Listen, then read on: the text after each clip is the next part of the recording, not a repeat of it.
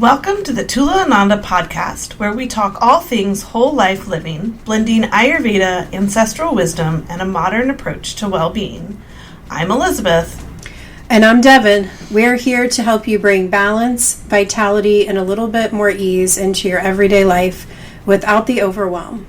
Think of this as your go-to space for Ayurvedic insights, timeless traditions, and practical wellness tips, served up in a way that actually fits your life.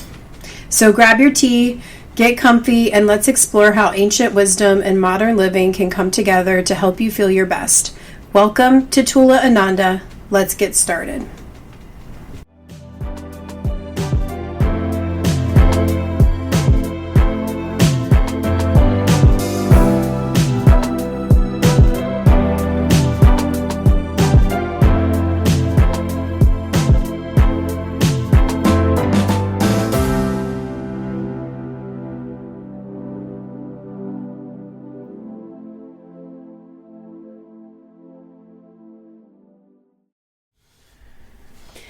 Welcome back to the podcast. Today we're diving into something that touches all of us, our relationship with food. We'll explore how food shapes our health, emotions, and daily choices. We'll also look at society's expectations, appearance, diet culture, good versus bad foods, and how those messages can distort our connection to eating. And most importantly, we'll talk about ways to reconnect with food in a positive, nourishing way at every stage of life. So this is something you and I talk about a lot, our food relationships. Yeah, for sure. So food is more than just fuel. It can also be related to things like culture, family, tradition, comfort, identity, and kind of going along with all that, even just like our memories, and it brings out just so much emotions are connected with food. Food is a big topic. It is a big topic. It's often associated as a reward.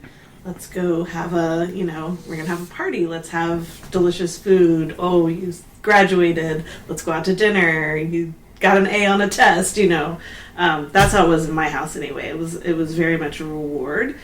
And because it's so intertwined with our lives, our relationship with food can either feel very supportive and joyful or stressful and full of guilt. And I think for a lot of us in our generation, we do have more of that kind of guilt association with food. Not all of us, but there was a lot of the clean the plate idea, and you can't leave the table until you finish your food, all of those kind of connections that we have from our childhood, and not wanting to waste food. That's a big thing for me, the waste. I will eat it because I don't want to throw it away. So yeah, just a lot of emotional connections. Yeah, for sure. I mean, I know growing up in my household, it was definitely one of the clean your plate. You have to sit there, even if it was an hour or 2 hours until you're completely done. And and you're right, that guilt that comes with that, it's just, it's a lot. And many of us carry these experiences even into adulthood unconsciously without even realizing it. Absolutely, yeah. And we have the diet culture too, as we're, trying to figure out our connection with food. And now we're also associating it with, good, bad food, or, diet mentality and things like that. And our world, I think we're shifting away from this now. I think it's a little less of an emphasis on appearance and in terms of the ideal body image, but it's still very, very present, that concept of what healthy looks like, and the diet culture, and telling us to be smaller or fitter, or eating the right way is big right now. Clean eating, eating the perfect kind of nutrient balance. And it's just very, for one, overwhelming and confusing as a human being here. We just want to live. Well, and I think that's what does get confusing is that and we know this with Ayurveda and have talked about this in some of our other podcasts, is that there's not a one size fits all. But I think a lot of times with diet culture and just stuff that we see out there, we see that one thing works for one person, and so why shouldn't it work for us as well, for everybody? And that's just not the way that things are. So our bodies are so different. And I just think too that social media just really adds to this whole expectation. And I think you're right that there is more body positivity out there, but I still think there's a lot of ingrained, that ideal image. Yeah. It's still out there. I know for us and like our generation growing up in the 90s, it was a really toxic time for body image. So even though things are maybe shifting, there still is, I think, that ingrained in a lot of us. We're going through perimenopause, menopause right now, and that has its own set of differences that happens with your body and your body image. And that still is just ingrained. As much as I'm aware of it, it still is ingrained, I think, in all of us.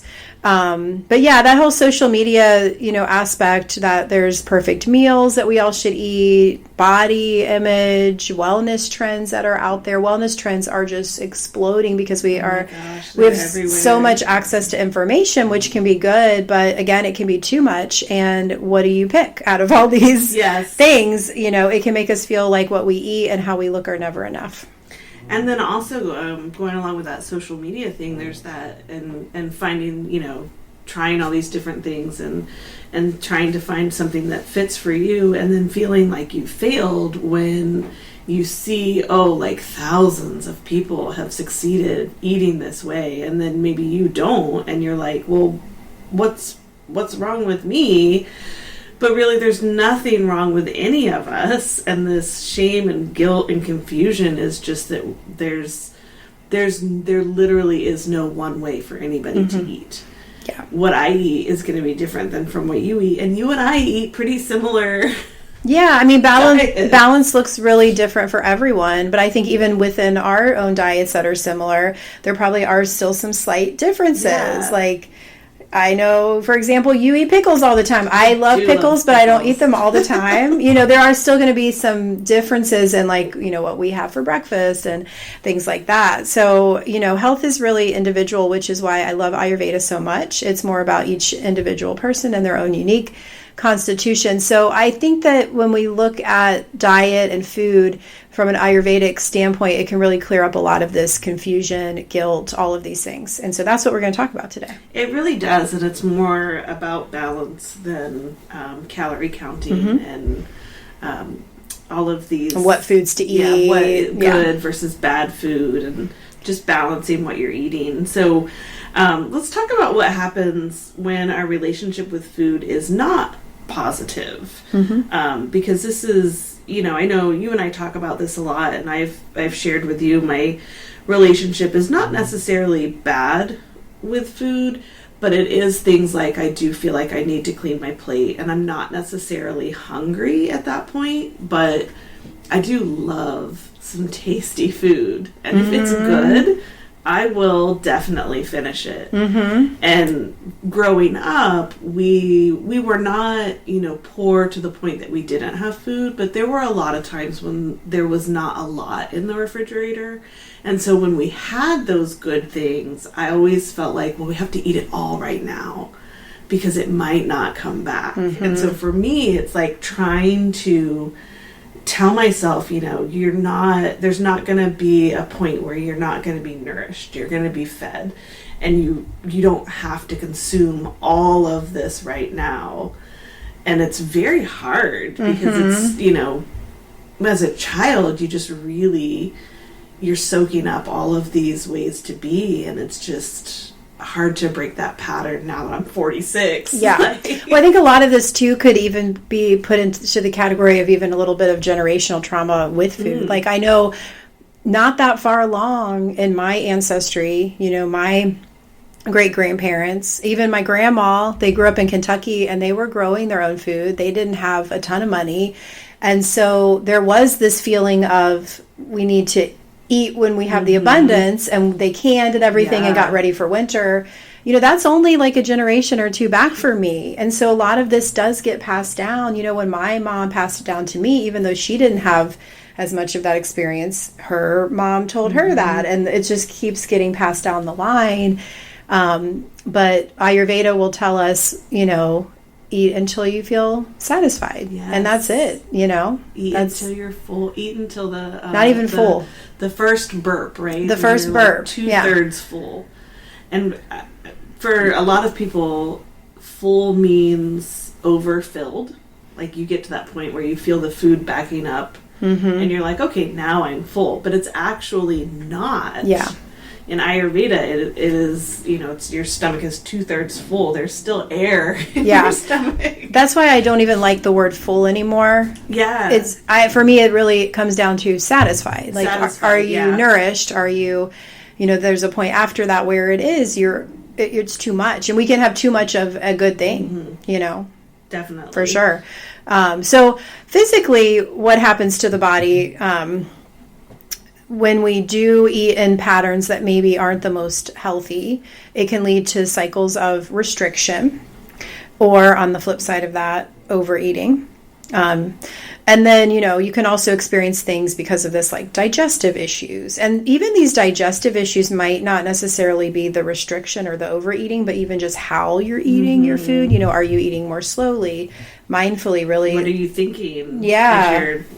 If you're eating, particularly if you're eating something that is maybe on what's considered the bad list, ice cream, cake, French fries, things that we might not necessarily consider healthy, how you think about it is also impacting how your digestion is going to process it. So that's... Yeah. So if you're eating something that, you want to eat because you get that reward or whatever it is, dopamine or, just tastes good or whatever, and you feel bad about it, that has a negative impact on top of just that it is whatever is in the food. Right.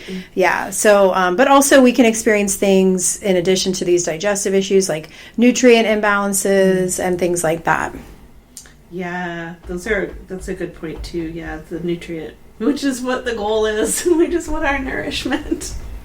And then mentally it creates stress and anxiety and that constant inner dialogue about food. And I know this is true for a lot of women, where when you're going out, you're actually thinking about like, what are the food options going to be and how am I going to navigate that, maybe if I'm on a diet or, whatever. And so that inner dialogue, going back to the digestive and the nutrient imbalances, that all impacts everything. Yeah, for sure.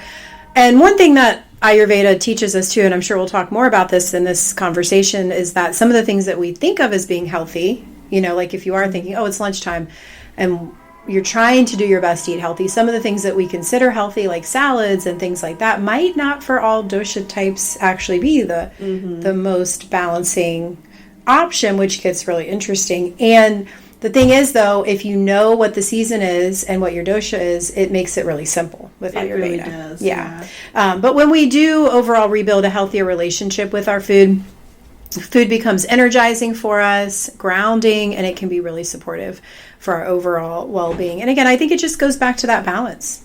It really, when we talk about balance all the time, like it really is. Yeah. It's the key to everything, is just being balanced. Once you know how to get there, that's the thing, because we don't always know how to find balance. But Ayurveda luckily has a blueprint. Luckily, very we've easy. Got the key to the success in life. I always feel like it's like it's the things that we used to pass down from generation to generation, like we did with the canning, and like how do you live? Ayurveda really is the science of living, and how we balance things. And so when we're trying to come to a healthier relationship with food and reconnecting that in that way, we want to think about being mindful when we're eating, and so really paying attention to slowing down, and this really this really does impact how your body actually absorbs and digests the food that you eat. Even if you just sit down and you if it's in your practice to say like a prayer or something, that act of slowing the body down and focusing the mind on something actually preps your body for that digestive process. And then when you're thinking about what you're eating, your body is already also getting ready to digest that food. And so if we're doing that instead of maybe standing at a counter while we're maybe on the way out the door or eating in the car, thinking about where we're going. Or looking at your phone. Or looking at your phone or watching a TV show. We don't really think about how that impacts our digestion, but it really does. And when you are mindfully eating, you'll feel that fullness versus or being satisfied versus maybe not even recognizing how much you've eaten because you're distracted. Well, because you're just more connected with the experience of taking in food. And when you're more connected, it's more of an embodied experience. So you're going to get those signals. Right. Where otherwise, you don't get them. Yeah, and I am guilty of this. Sometimes I'll look at my phone while I'm eating and I have to, stop myself.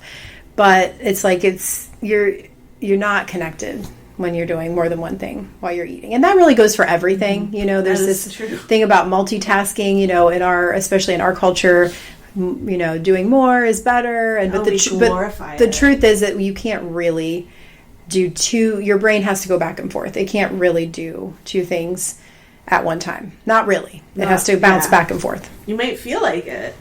Yeah. But yeah, your nervous system is taking the hit when you're doing that. And I think a lot of the issues that we see, not just with food, but just stress in general, is because we're not having a fully connected, embodied experience, focusing on one thing at a time. Staying present. Mindful, yeah. Another thing that we can try to do just to help to reconnect with a positive relationship around food is, getting rid, and you kind of mentioned this before, but getting rid of some of those good and bad labels. Food is natural. We need it. It's more about how you feel that matters.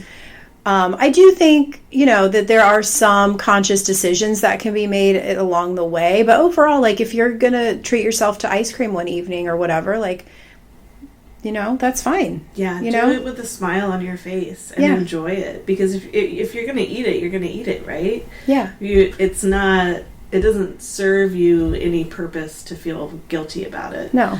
It just makes you sad. No. And we have these things for a reason, we've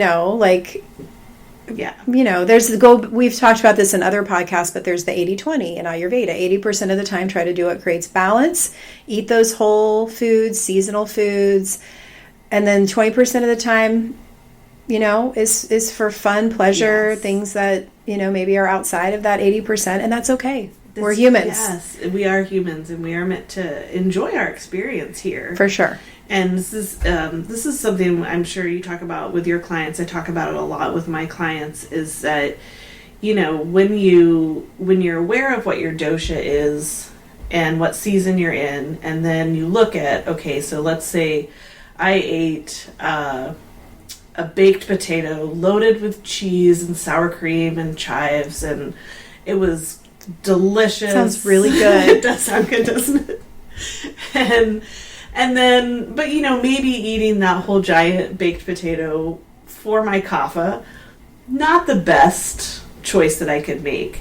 But rather than look at that as saying, I shouldn't have eaten that whole thing, or, I'm going to pay for that later, which are some of the things that we associate with that, or I'm going to gain weight, whatever.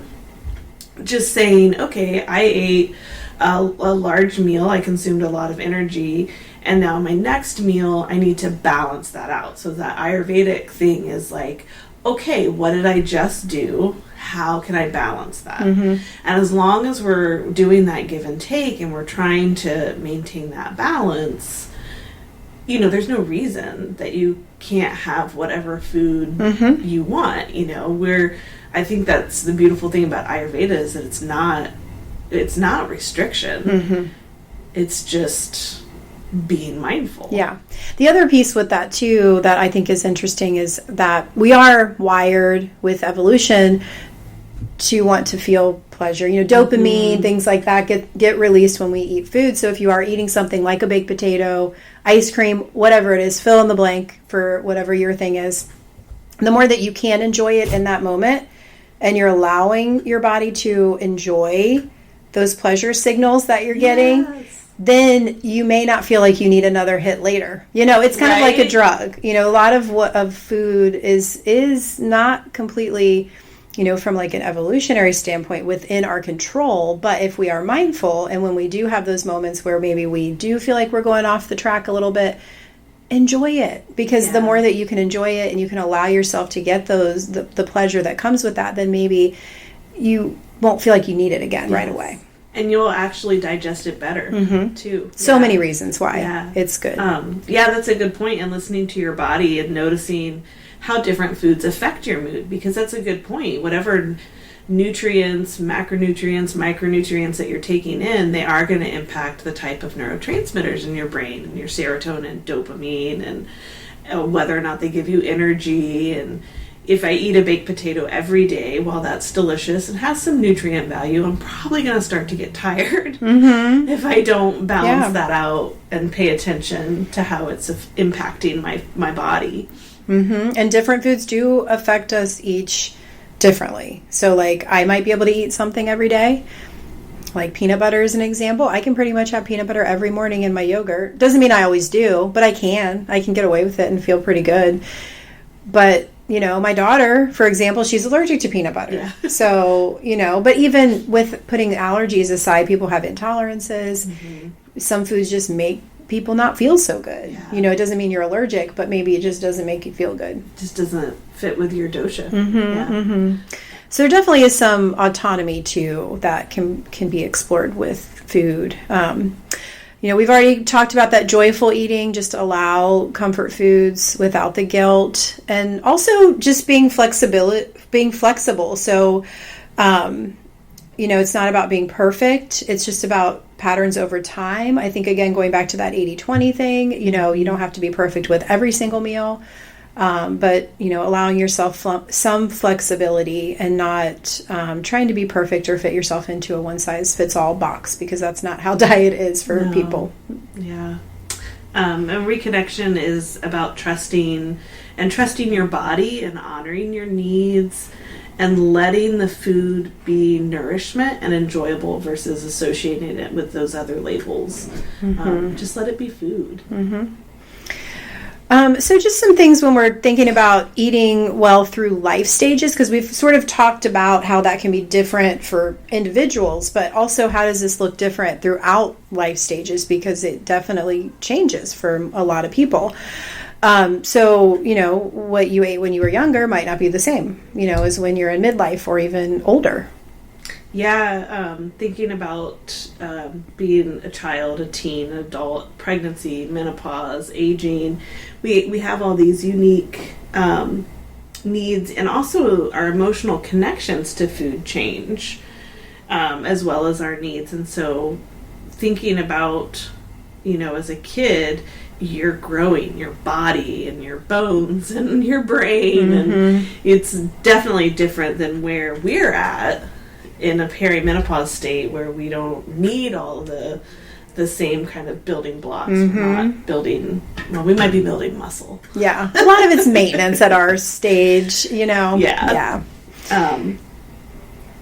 go ahead. Yeah, well, I was just going to say, for adults, we have to think about things like busy schedules, stress, and all those dieting messages.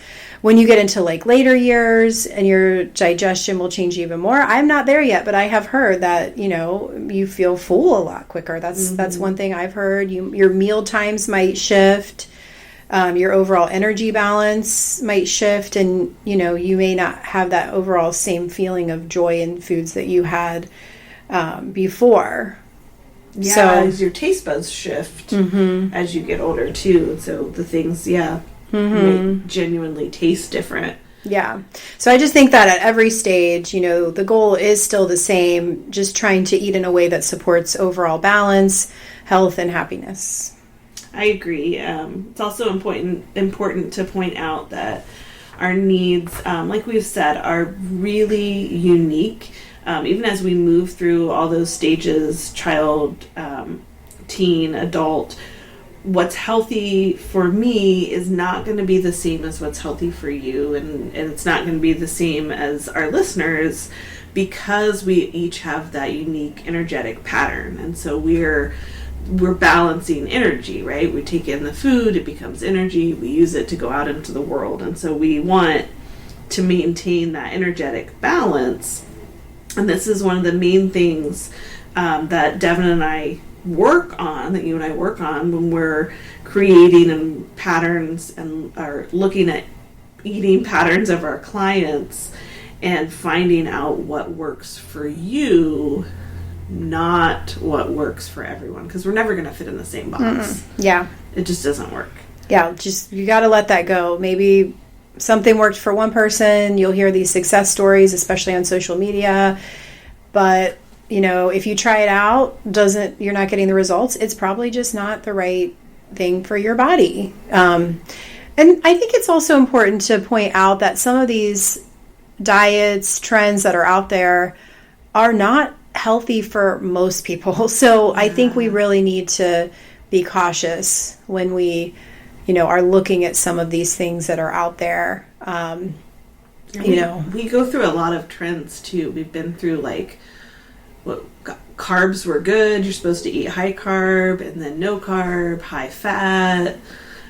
Protein is big right now. Fiber maxing, which fiber, I think, maybe the only thing you can not get enough of. But it's like we tend to pick one aspect of what a healthy diet is with these trends and really hyper focus on that when you need all of it. And that's what Ayurveda will teach you, is you need the protein, you need the fats, you need the carbs to some extent. Maybe some of us need more or less. Life stage is important with that, but you need all those things. And when we do these restrictive things and we're just hyper focusing on one thing, we're just creating imbalances in other ways. Yeah. And it's not helping to have a healthy relationship with food overall when we approach it like that.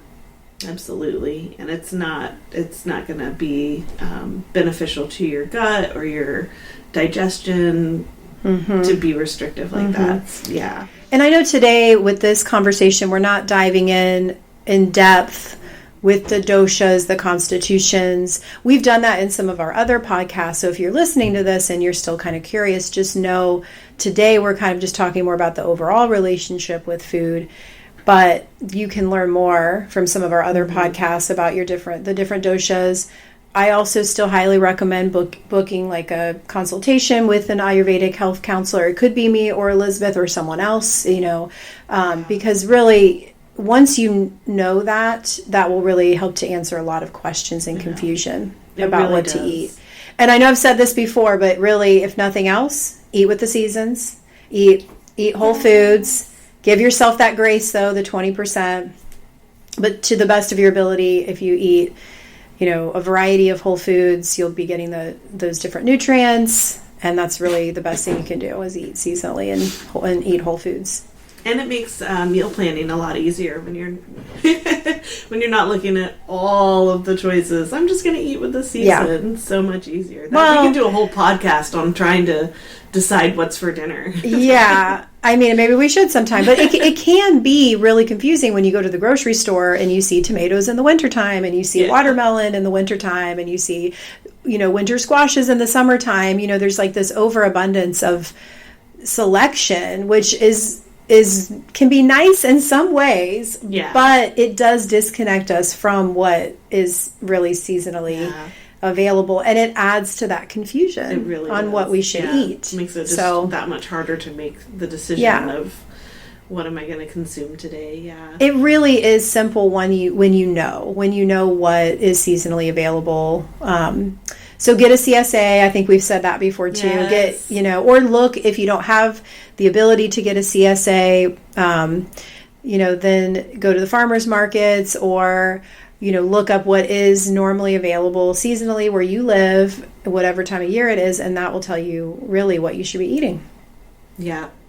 If you can also, you mentioned the doshas, you can go on our website, and there is a dosha quiz that you can take to get an idea, and there's information on the website too about that. But yeah, like you said, the best way to do it is to get a consultation and figure out really what you are. Our relationship with food is it's a journey, and it's a lifelong thing. We're not we get to do this our whole lives, and we get to figure out our connection with food.